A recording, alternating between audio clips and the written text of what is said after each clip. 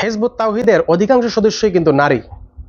আর তারা তাদের এই দল যে গঠন করেছে, এই দলের যে মূলনীতিগুলো আছে এগুলো যদি আমরা দেখি তাহলে দেখব অনেকটাই আবেগ নির্ভর এবং নিজেদের খাহেশ অন্তরে কামনা বাসনা পূর্ণ করার জন্য তারা ইসলামের অনেক বিধিবিধানকে তারা পরিত্যাগ করার চেষ্টা করছে।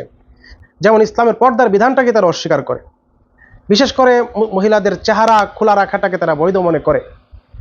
তারা অসংখ্য ভিডিওতে তারা এই বিষয়গুলো নিয়ে আলোচনা করে এবং বলে যে মহিলাদের চেহারাটা পর্দার অন্তর্ভুক্ত নয়।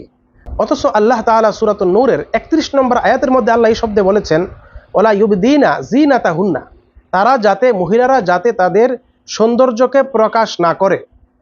এটা আমাদের যদি কমন সেন্স দ্বারা আমরা বুঝি তাহলে দেখতে পাই যে মহিলাদের আসল সৌন্দর্য তার চেহারায়। সেই চেহারাটা যদি খোলা রাখে সৌন্দর্য তো প্রকাশ পাবেই।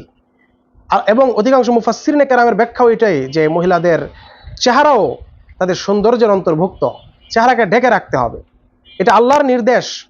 তারা বলে যে আমরা কোরআন মানি, কোরআনেই তো বলে যে তাদের সৌন্দর্য, মহিলাদের সৌন্দর্য ঢেকে রাখতে হবে।